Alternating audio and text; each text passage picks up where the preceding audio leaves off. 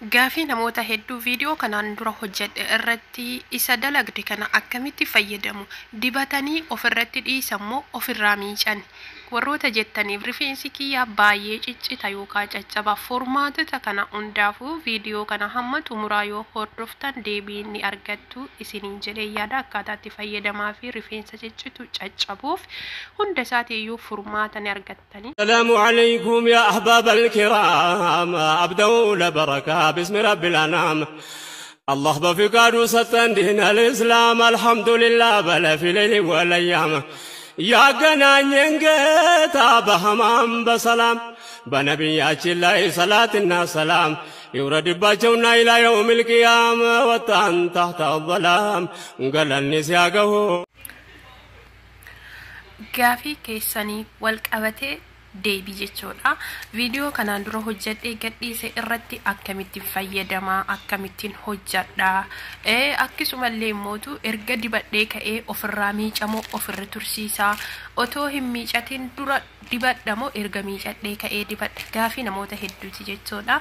Akkasuma roosmeriin eessa argama yookaan eessaa bitte inni kun roosmerii jedhama. Talba biyya keenyatti hundi keenya ni beekna jechuudha. Talba namni hin beekne hin jiru. Talbaallee eessaa bitte jettanii namoonni hedduun na gaafatanii akkasuma qurunfudii jechuudha. Afaan Arabaatiin mismaar jedhama. Akkuma argitan kun qurunfudii biyya keenyatti bunaan danfifamu qimamiidha jechuudha. So akkuma argitan kan rifeensi kiyya ni ciccita, ni buqqa'a, ni caccaba.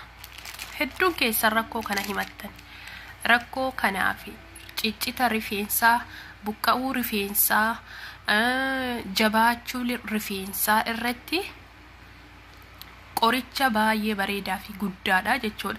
Rifeensa keenya sirritti dheeressa. Kuni rifeensa ni laaffisa, ni jabeessa, ni dheeressa. Kuni ammootu doktoroonni hedduun kan irraa dubbatanii irraa haasayan faayidaan isaa jechuudha. Rifeensa sirritti namaaf dheeressa. Rifeensa kan kee kan walitti maramee kaarlii ta'u yoo taate ofumaa isaatii akkaataa ati itti fayyadamteen istireetii godhee rifeensa kan kee qatti godhee siidhaafisee waan istashuwarii hojjette fakkaataa jechuudha. Yeroo irraa gara yerootti akkaataa itti fayyadamteen kunillee akkasuma jechuudha. Rifeensa sirritti namaa magarsa, rifeensa ni dheeressa yookaan ni biqilchaa jechuudha. Naggaadde fakkaata gisee akkanatti of jalatti guuree taa'u kan faayidaa isaa waan beekuuf wallaahi mallaqaan bitama kuni. Annaa akkasii kunillee jechuudha. Ani kan fayyadamu kanneen sadeen isaatu kanallee godhee maankaa tokko yookaan maankaa lama fal'aanaa isa jedhamu kanarraallee rifeensi keessa baay'ee guddaa yoo ta'e haga maankaa 4 yookaan 5 fudhachuu dandeessu. Kana irraallee akkasuma jechuudha. Sadiin kana bakka tokkotti miksii walitti gootanii ibidda irratti danfiftani daqiiqaa 10 hamma daqiiqaa 15 ibidda irratti danfiftanii jechuudha. Erga ibidda irratti danfiftanii kaatanii miksii walitti gootu fakkeenya kuni ibidda irra hogguu danfifamu jeelii baay'ee bareedaadha baya. Kanneen sadiin walitti miksii gootanii faayidaa isaa bakka tokkotti jeelii isaa kana hogguu ibidda irra lafaan geessan immoo daftanii dhimbiibuu qabdan. Maalidhaaf jeeliin kana furdaadha, yabbaadha. Jeelii kireemii qibaatiidha fakkaatu ba'a waan taateefu yoo qabbanaa'e jeelii fi wantoonni isin walitti godhinni kun gargar isinii bahuu dhabuu danda'a. Sila kana ta'eefu daftanii ibiddarraa harka fuutaniin dhimbiibdan yookaan immoo kutaadhaan ta'ee dhimbiibbaa garagaraatiin ta'e dhimbiibattu waan dhimbiibattaniini jechuudha. Kanneen sadii waliin miksii gootanii. Okay, warroonni rifeensa baay'ee qabdan ammoo baay'isuu dandeessan akkaataa rifeensa keessaniitiin akkasiin jalaa hin qallanne sirritti danfiftanii ibiddarratti. Torbeedhaatti rifeensa kee kan miicattu yoo taate torbeedhaan itti fayyadamu. Isa sadeen kana jechuudha. Kana qofa sadeen kana qofa. Isinii galaa miti sadeen kana qofa. Yoo torbetti kan rifeensa kee miicattu taate torbeedhaan itti fayyadame. 15 rifeensa kee kan miicattu yoo taate 15dhaan itti fayyadame. Yoo xiqqaate utuu hin hifatin jijjiirama arguu barbaadu jette amma ji'a 3 itti fayyadama. Fakkeenyaan amma bishaan isaa jechuudha. Bishaan kanaafi kana walitti miksii godhee bishaan isaa danfisee ispireetti naqee guyyaa irraa fuuldura iddoo rifeensi koo na dhumateen masaaja godhaa guyyaa irraatti jissee jechuudha. Rifeensa gixxin godhee biqilche. Maaliidhaafu doktoroota hedduutu irraa dubbata yoo sarchii gootanii dubbiftanii ka dandeessan taate afaan Ingiliffaa. Doktoroonni addunyaa guutuun irraa dubbatan faayidaa roosmeriidhaa kana keessattuu jechuudha. Baruu beekuu dandeessan. Dhugamo soba faayidaan isaa ka jedhu ofirratti yaali gara fuulduraatiin jechuudha. Rifeensa ammoo sirrimatti biqilchee jechuudha. Akkaataa itti fayyadama isaa yoo beektanii rifeensa ni deebisee biqilche. Okay. Rifeensa duwwaa bakka duwwaadha kabaasee biqilchee kan ammoo rifeensa jiru hoo yoo itti fayyadamti jijjiirama hagam ga'u faayidaa hagam ga'u sii fida akka ta'e simatu beeka. Baay'ee bareedaadha. Dhugaan isiniin jedha dheerina rifeensaa, rifeensa laaffisuu, rifeensa jabeessuu, rifeensa bareechuu irratti jechuudha. Itti fayyadamaa yoo qabaattan. Dibatoota baay'ee rifeensa keenyaaf bareeda ta'an keessaa wantoota mana keenya keessatti argamu keessaa wantoota salphatti argannee yeroo hundaa dhabuu hin dandeenye baasii baay'ee nu gaafachuu hin dandeenye keessaa muraasa isa footoo irratti argitan kana yoo qabaattan itti fayyadamuu dandeessanii rifeensa nu jalaa fuulduraan dhumatee nu jalaa badee fi akkasuma rifeensa caccabee nu rakkisuu fi akkasumallee rifeensa dheerina didee fi faayidaan isaa baay'ee bareedaadha jechuun barbaade wantoota piikcherii yookaan footoo irratti amma argitan kana yoo mana keessaa qabaattanii itti fayyadamtan jechuudha.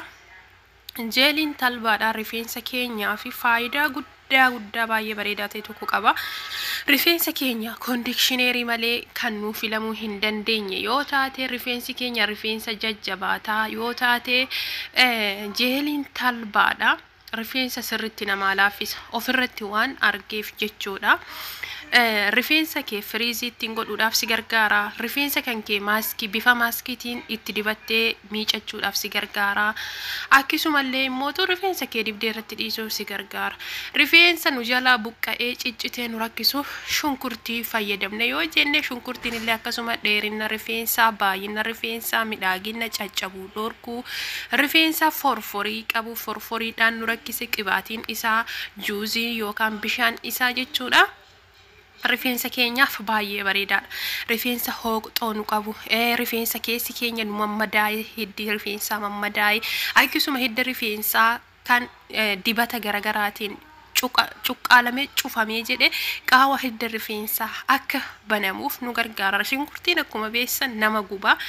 Gubiitii isaa yoo argitanii jiraattan gizee rifeensa keenyatti dibannu gubiitiin isaa sun hidda rifeensa keenyaa dhiiga hidda rifeensa keenyaa akka wal keessa yaa'ee sirriitti hojjetu nuuf taasisa.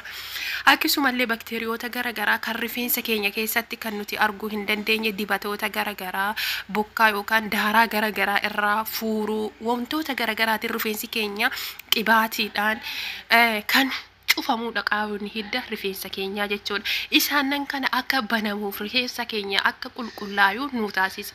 Hiddi rifeensa keenyaa gaafa banamee jalli isaa forforii fi wantoota garagaraa irraa qulqulluu ta'e salphatti biqiluudhaaf carraa baay'ee bareedaa fi guddaa ta'e tokko nuuf argata jechuudha. Kanaafu forforii fi hooxxoo rifeensa keenya keessatti argamullee shunkurtiin ni balleessaa jechuudha. Juuziin isaa yoo dandeessan qibaatii isaa yoo dandeessan juuzii isaa kallattii hundaanuu fayyadamuu dandeessanii jechuudha. Juuzii isaatii fi qibaatii isaa walitti miksii gootanii fayyadamuu dandeessan. Qibaatii shunkurtiidhaas manuma keessan keessatti hojjechuu dandeessan. Alarraa bituudhaaf wanti deemtaniif hin jiru. Utuu alarraa bituu barbaadaniyyuu baay'ee widdiidha qibaatiin shunkurtiidha. Mana keessan keessatti salphatti hojjettanii rifeensa keessaniin bareechuu fi kunuunsuu midhaagsuu dandeessanii isiniin jedha. Talbaa akkamitti hojjanna warroonni jettani talbaa hamma rifeensa keessaniif gahu fiddanii biddarra keessanii biddarratti danfistanii bishaanii wajjin jeelii isaa jalaa dhimbiibattanii rifeensa keessanitti dibattan utuu hin miicatin durallee erga miicattanii boodallee jechuudha. Garuu juuzii shunkurtii yookaan qibaatii shunkurtii rifeensa keessan utuu hin miicatin dura dibattanii daqiiqaawwan sa'aatiiwwan muraasaafin ofirra tursiiftanii feetan dibattanii illee buluunii ni dandeessan oolchuu yookaan bulchuu ni dandeessan miidhaa tokko hin qabu. Rifeensa keenya rifeensa abashaatii fi dibatoonni garagaraa yoo baay'ee nurra ture bareeda.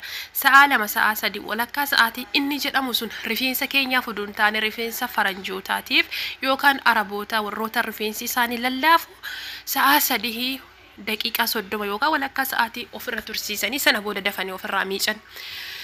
Garuu rifeensi keenya faayidaa irra guddaa kan argatu yoo yeroo dheeraa irra ture yookaan irra bule yookaan irra oolee jechuudha. Hafuura isaa yoo dandeessa shunkurtii baay'ee bareedaadha. Isiniin jala qullubbii walitti rifeensa biqiluu dide shunkurtii sirriitti biqilcha. Ijjidda jalarraa yaasee jechuudha. Kaasee ni biqilcha. Yoo dandeessee itti fayyadamtee ciccituu buqqa'uus ni dhaabsisaa. Yeroodha gara yerootti itti fayyadamuu qabdan. Garuu itti fayyadamtanii kaatanii amma shunkurtii fayyadamtanii yeroo biraa deemtanii amma waan biraatiif fayyadamuu yoo taata fayyadamtan kataatan ta'e faayidaa isaa baruu yookaan arguu yookaan beekuu hin dandeessanii isiniin jechuun barbaada. So haaluma saniini talbaallee jechuudha.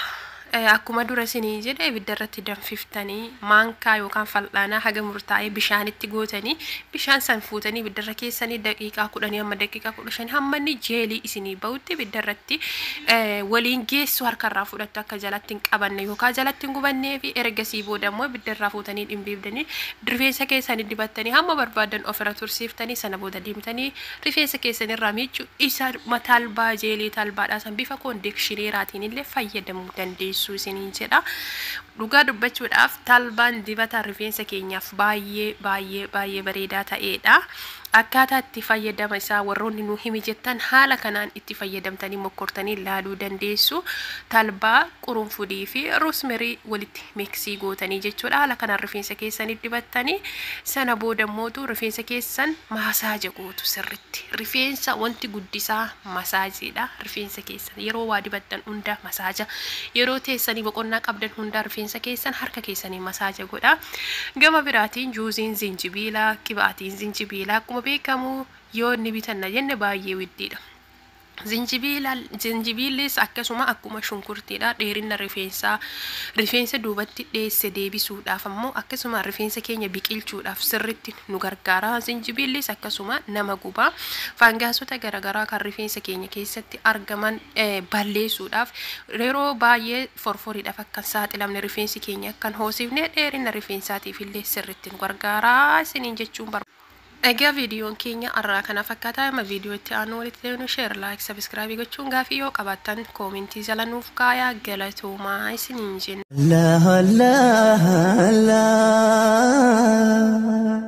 Allah